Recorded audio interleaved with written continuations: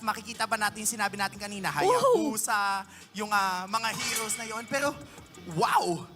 Fredrin and Phobius ban, a direct ban against Sanford. May Grabe. galit agad na tinanggal, no? Oo. Very interesting to see dahil nung nakita yung strategy mula sa Team Liquid, parang keso kasi yun ng konti, no? Oo. Pero the fact na nirespeto ito ni Eson ay napakalaking bagay. Oo, dahil nga rito napapaisip ako kasi may chance ba na ma-open just in case ang Mathilda kontra sa Blacklist International given na ganito ang nagiging patterns ng draft natin. Grabe kasi yung respeto talaga kay Sanford. So, babalik yata tayo dun sa point na usual power picks ang potentially masesecure dito ng Team Liquid Philippines, which I think kahapon, base sa nakita natin, yung times na nakuha ni Sanford, yes, yung Edith, parang hindi yun yung pinaka naging optimal na pang-engage or playmaking hero for their particular approach recently. At na pag-usapan din natin yung Julian, no?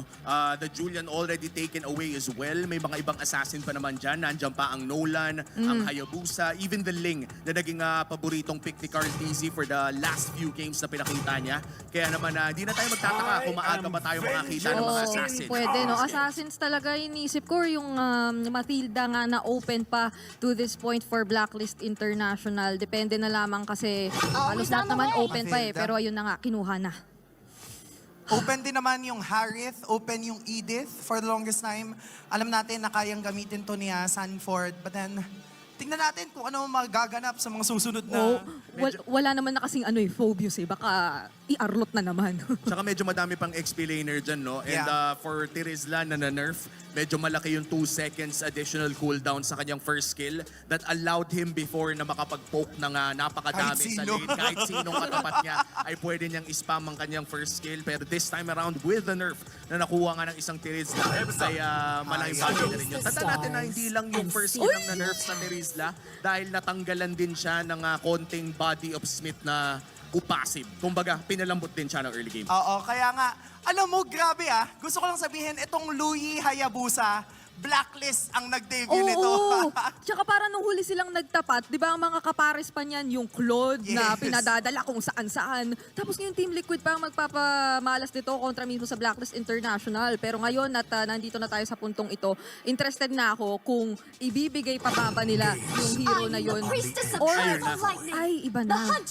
Nolan and Edith. So hindi pa rin reveal kung ano ang hero ni Sanford. Pero napakalinis nito, no? Yung Edith pick na to ay medyo sure na kay Lord JM mapupunta. Mainly because meron naman ng Mathilda.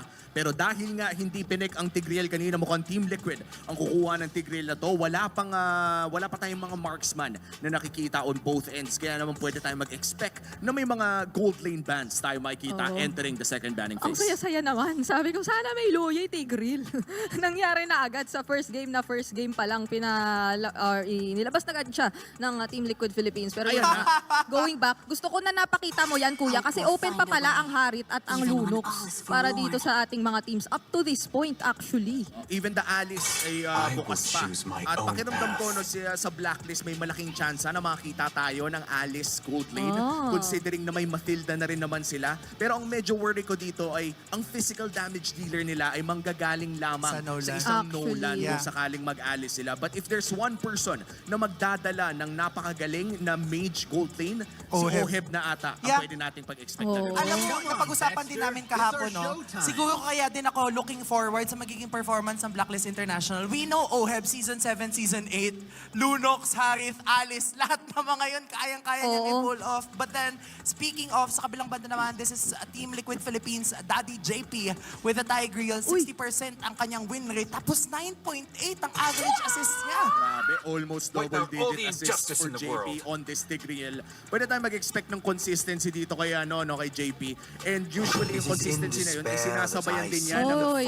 minsan na nagiging daredevil siya na literal nag-flicker pa para humanap ng play. Oh, grabe na dito ang pagkakaubos ng heroes for yung XP laner ng Team Liquid Philippines. Pero for Blacklist International, gold laner na nga ang hinahanap natin dito. Ano naman kaya ang kukuhaan ni Oheb? Meron pa naman siya nung...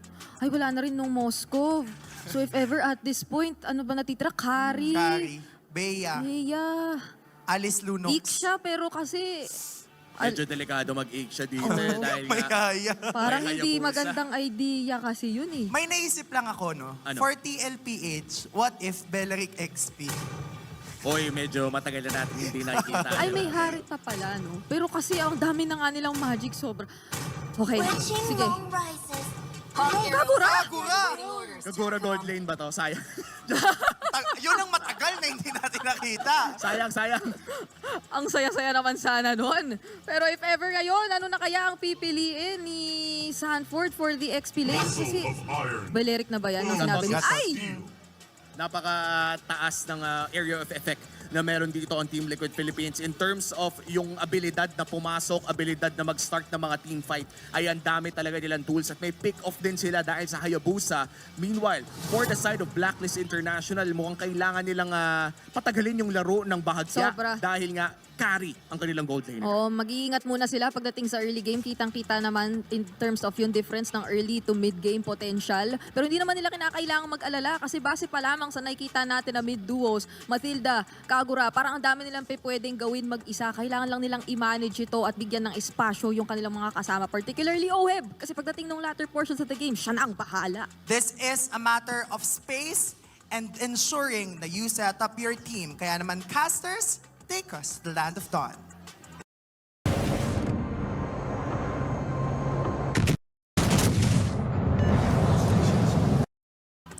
May panibago na naman balik para sa ngayong season. Kung kahapon may mga pabagyong 1-1 tayo, ngayon nagbabalik naman ng isang Kagura. At inayin natin Chantel nga para sa first match and first game of the day. Si Blacklist International laban sa Team Liquid Philippines. Grabe no, parang naitataon talaga. Sinabi, binalik yung isa sa mga heroes kung bakit naitawag na Bagyong Benny.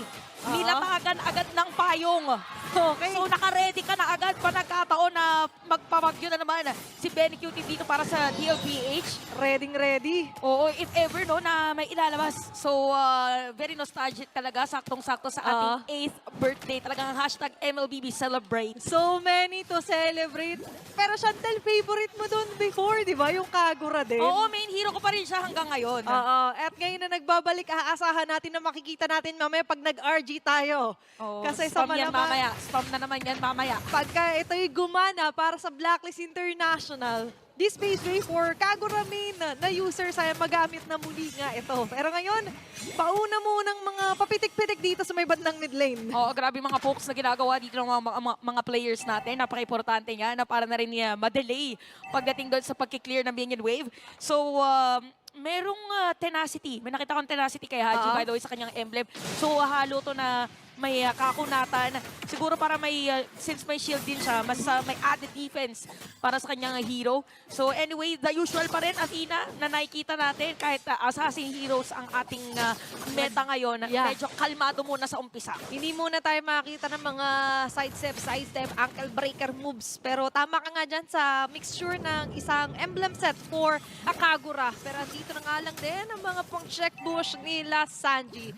Team Liquid Peach, somewhat hindi naman sila sobrang na-rattle doon. Alam naman natin, unang depensa sa ulan, sa bagyo ay payong talaga. Oo, mga micromatic. Oo, pero mamaya may mga pabuhawi-buhawi kaya tayo makikita ngayon. Kasi unang pagong. Oy, si MP the King halos walang buhay at papasukin dito ni Sanford. Kaya naman first blood at pagong mapupunta sa TLPH. Habulin pa ni JP dito, ginamit yung implosion. So after nun, nakakuha ka ng turtle, lumamang din 1.2k, 2 kills para sa TLPH. Mabilisan lang yung alon, tsaka yung bagbungot doon ng TLPH laban sa Blacklist. Kung saan nakita nga natin na kalmado, pero nandun pa rin yung pag-check pagdating sa objectives, and that's 2 kills this early para sa TLPH as hindi na naman nagtatantan doon si JP.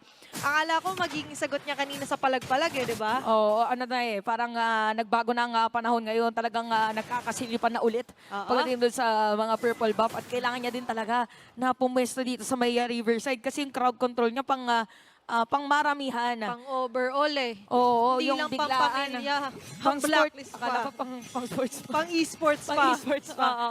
Pero sa pagkakataon na to, hindi lang pang kanila, pang Blacklist pa. Pero papasok. Shadow kill and a kill para dito kay Carl TZ.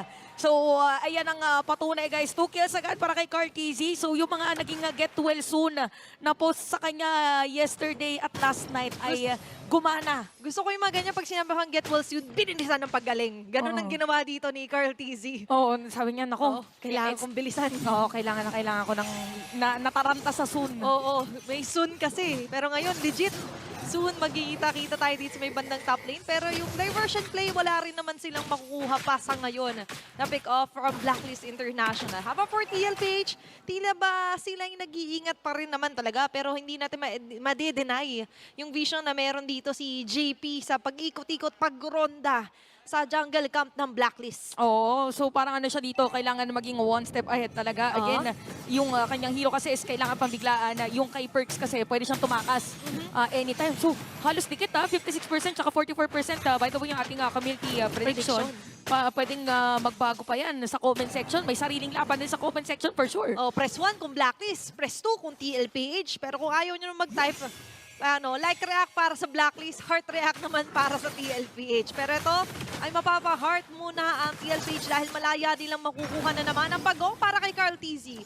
Lord JM, tinry naman kahit pa paano man-delay, magbigay ng comms dun sa iba. Susunod ba tayo? Pero hindi na muna. Yun ang call dito ng Blacklist. Parang nag-aantay din dito yung Blacklist ng pwede na trade. But yup, for TLPH, very effective yung kanilang nagiging rotation and map control doon sa may Riverside. So kung titingnan natin pagdating doon sa lamang, pagdating sa gold, lalo na sa ating mga marksman, lamang ngayon si Benny QT. So nag-build din siya dito ng physical defense kasi diba usually yung leggings yung nakikita natin na binubuo sa kanya yung yung top, crop top muna. Hindi pwedeng lang leggings, lalamigin yung mga muscles, hindi makakapag-flex. Oo, tama. Pag nilamig ang mga pangibabaw dito ng TLPH. Pero mamaya ng mga pag-flex, kasi sa ngayon, si Carl TZ lang ang ihahatid. San banda? Sa may bandang baba. Meron yata ang shadow kill. Killing spree na para kay Carl TZ. Naku, yung love story ng Kagura at saka nung Hayabusa, iba yung nangyayari dito para sa ating ngayon game. But yup, for Carl TZ dito, all over the place. We have to credit yung naging diversion play nga ni Sanchi nung moment na yun. So 4-0 para sa ating laban. A lot of pressure going on sa may middle lane din natin. But bottom lane, ano kayong gustong gawin ng Blacklist? Clear lang muna na minion wave. Pwede rin nilang gawin yung diversion play. Tapos yung sa Hayabusa, yung ang haba ng shadow. Oo, parang sa Claude, pag BMI. Ginawa naman yun ng Blacklist. Parang natanong yun kay Haji and MP Daking. Pero ngayon, tiwala na nga lang din sa mga pambibigla. Element of surprise para dito sa TLPH. Ang daming pwedeng panggalingan. May mga vacuum play pa sila. Pero sa ngayon, 4 na miyembro versus 5 members of Blacklist here on the mid lane. Oh, tsaka parang pinipressure din nila yung purple buff dito ni MP the King. So parang inaabangan natin dito is pagdating doon sa labanan ng mga crowd control kasi mataas din crowd control din ng Blacklist. Another shadow kill by the way para yung sa Ninja.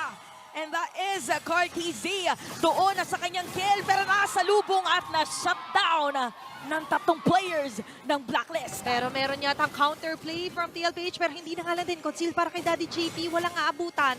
But that's going to be a great move para sa Blacklist kasi sa ngayon na maaga nilang mag-shutdown. Pero medyo nalalagay sa alanganin dito. Yung pag-go, makukuha pa rin nila Benny Cutie. Oo, may sarili palang trabaho din sila Benny Cutie.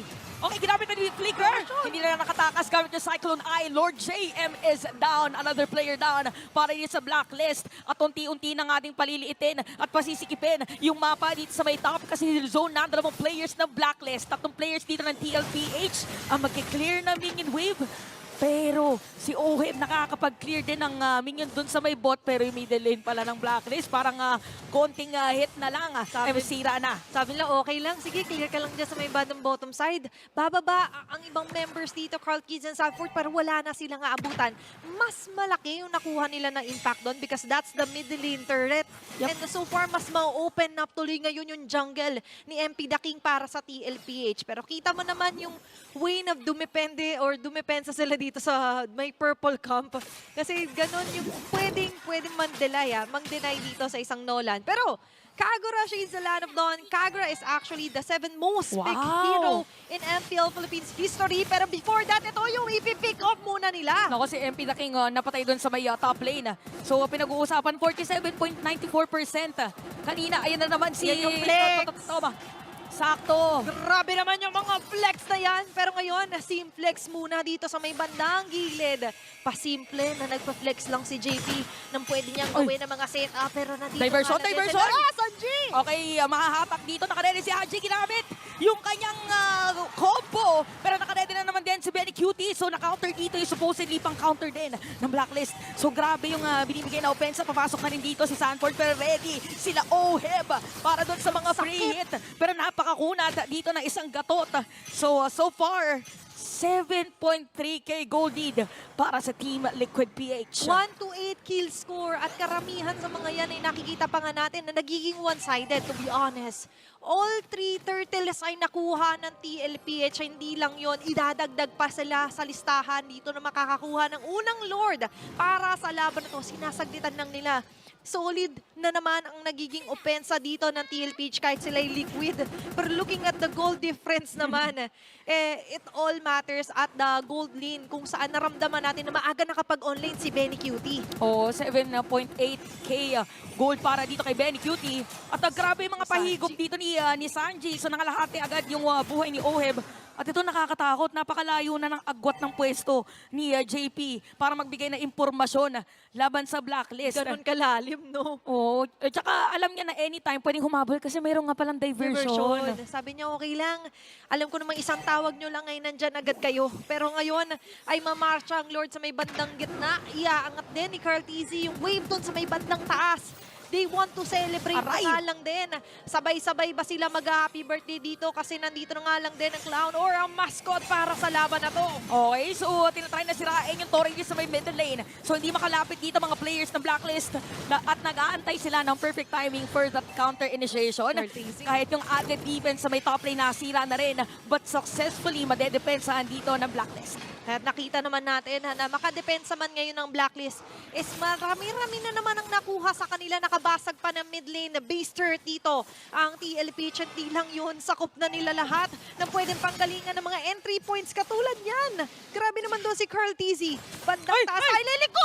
Biglang dumating nga, ginamit yung implosion pero walang tatamaan sa moment na yun. So is this it para sa side ng Blacklist for the counterplay? Pero masakit yung mga plakito dito ni Benny Cutie. Konting hits na lang mga Torres sana doon sa top lane pero madedepensahan pa rin dito ng Blacklist. So ready din sila sa mga biglaang plays coming from that diversion. Tapos may biglang Implosion na teleport na implosion. Tsaka paghahandaan talaga celebration, hinahanginan. Pero binisita doon, solo kill para kay Carl Tizzy. Ngayon, mas lalong mababawasan yung pangopensa ng Blacklist. Nakaabante ang 5, hindi nila tinatantanan na mag-clear dito ng minion wave ng Blacklist. Grabe si Carlito the Great.